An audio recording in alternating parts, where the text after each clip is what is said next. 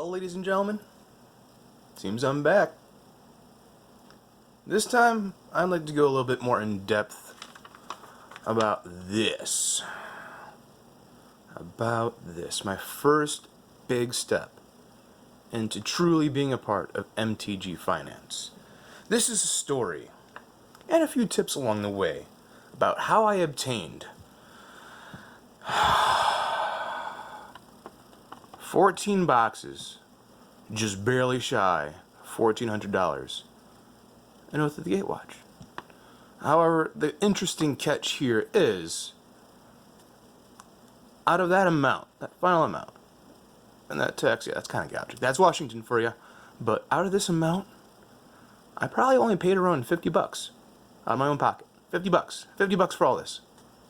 The way I see it. The way how I have my system set up. How I want to pursue things. How you start building not quite an empire, but the start of a pyramid. You gotta start somewhere. You have to have the foundation. You need to know what you're doing, and you need the drive. And some things definitely sound and feel impossible. They really do. I cannot blame anyone for being a little skeptical in what they want to do. They don't have the confidence sometimes, especially when you first start. That's the biggest hurdle. I've shown this last damn video. I've shown this mess. This big friggin' this is all tectonic reformation. All garbage. Dumpster fire. I thought I was doing something right. These were cheap. I picked up some for 5 cents, others 30. And I figured, you know what? A couple of years, maybe even 1 year, it might bump up to 50 cents. It might bump up to $1. $1. If I bought some for 10 cents, that's a pretty big return. But it's a gamble. Buying, speculating on singles, you want to go that crazy with it is a gamble, and it's not wise to do. Under no circumstance should anyone really put that much money into singles. Any reason. Well, the only way I managed to get through this, I managed to decide upon just jumping on this. I bought these from Card Kingdom. They wanted 99 bucks for each, 99.99 for tax, for shipping, which really wasn't a bad idea. It really wasn't. It's a great price, to be honest, because I've watched the market for a little bit. And this is one thing you have to do. If you want to start this, you have to watch the market. You have to study it. You need to know it. You need to know what's going on with it. At the time these were up, the first time I saw them, they had like 40, 50 boxes, and I wanted them all. And realistically, there's no way I thought I could amass that kind of cash. Over time, of course, the numbers started to dwindle. 35 boxes, 32 boxes left, 29 boxes left. I started getting concerned I might miss out. The fear of missing out, it can be a good thing, but it will lead most to doom. And I don't want to play that route as a lot of people do and a lot of people fail. However, after looking at the markets, comparing on other websites, on eBay, everywhere, even TCG Player at the time, I'd like to believe, they wanted 105 a box, I believe. The next one up was like 107. A few more, it was like 110. So I figured, you know what? I'm already getting these at a damn decent price. Very nice, very consistent price. Even a couple months, it might go up $1 or $2.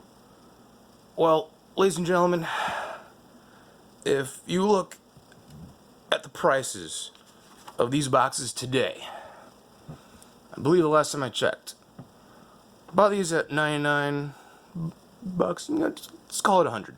100 bucks. Well, these right now, each box in TCG Player, they're asking something like 125, 129.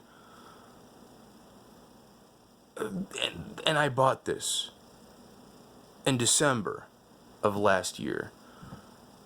Already 6 months, a 30% gain. No, let's account for tax too. A solid 20% gain. in 6 months. You can't consistently do that by opening these things. You can't do that. If you ever get a hold of sealed, if you actually want to make money with it, you got to be patient. You have to wait, and it will come. Sometimes it takes a year. Sometimes it takes even 2 months. Sometimes it takes 5 years in some cases. There's just no reason to just miss on an opportunity. And I want to start with that as well. This all came through one massive, amazing opportunity. Now, I'm not going to clarify into the details of the opportunity just yet, but I would like to also explain why I went so nuts into these when they only had so many left. Not only they were cheap and affordable in my opinion. $400 box, 3 years old, 4 years old now maybe? That's about 3, right? Well, these also have lottery cards. These have the expeditions. Shocklands, Fetchland expeditions. And my rationale behind that is people are going to want these eventually. It may not happen soon, may not happen in a while, but they're creeping up, and they're creeping up steadily. Whenever you want to buy something to invest in, you want to make money, you cannot just dump into it, cannot go blind, you cannot just go on the passion of love. Like, you want this product because you had memories with it, and you know what? For some people, yeah, that's a fine thing.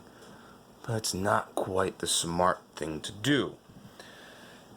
Well, the real reason behind how this all worked out and how I only ended up paying around $50 for this all.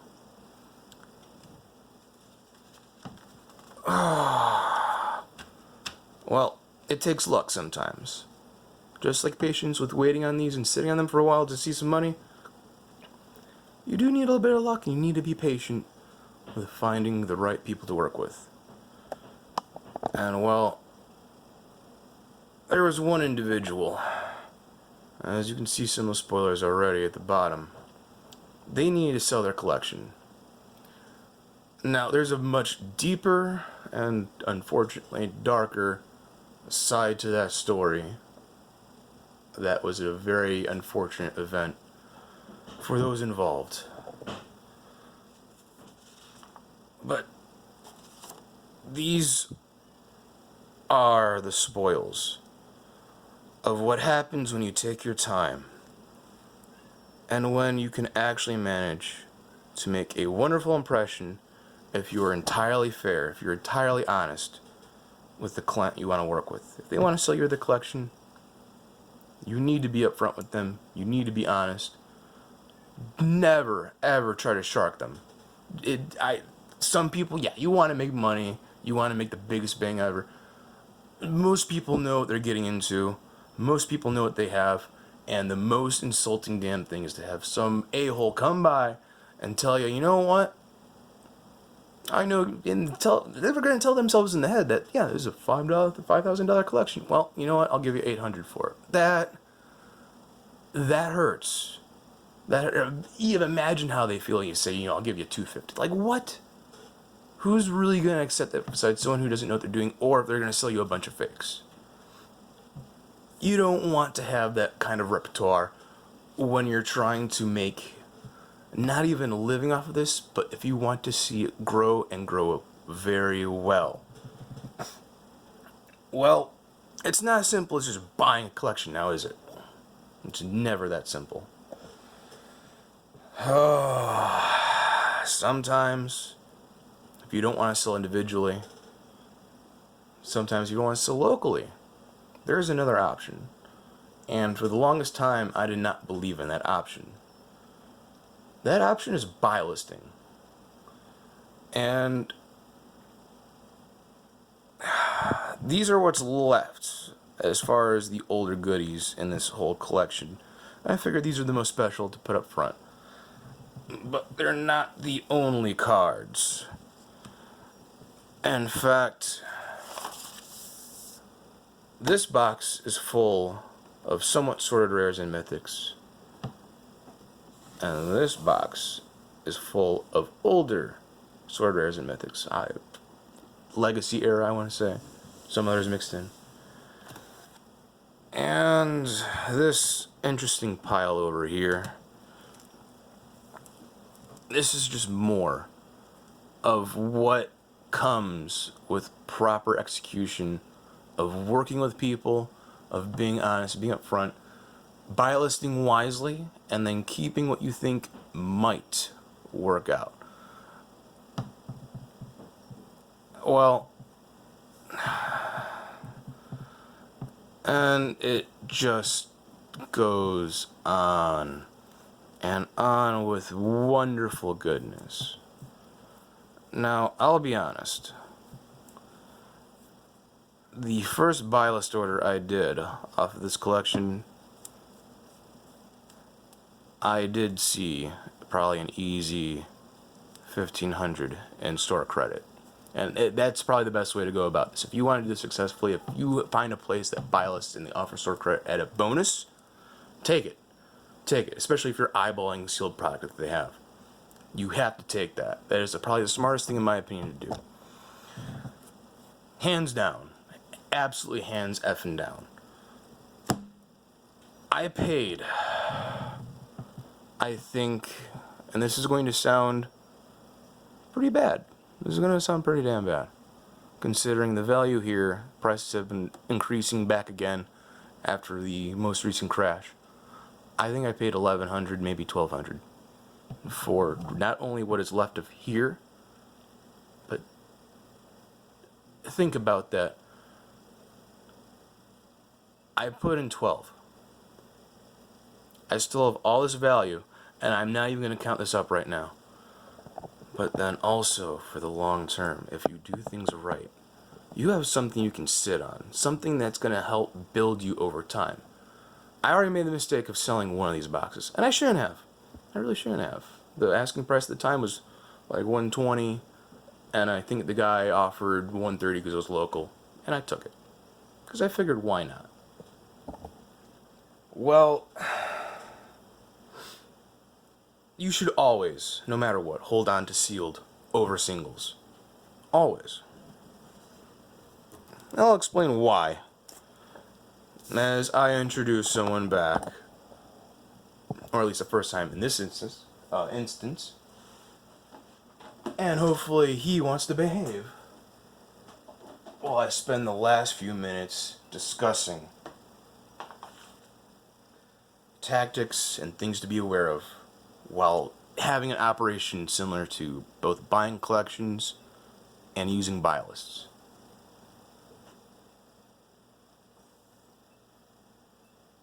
This one's name is Maru.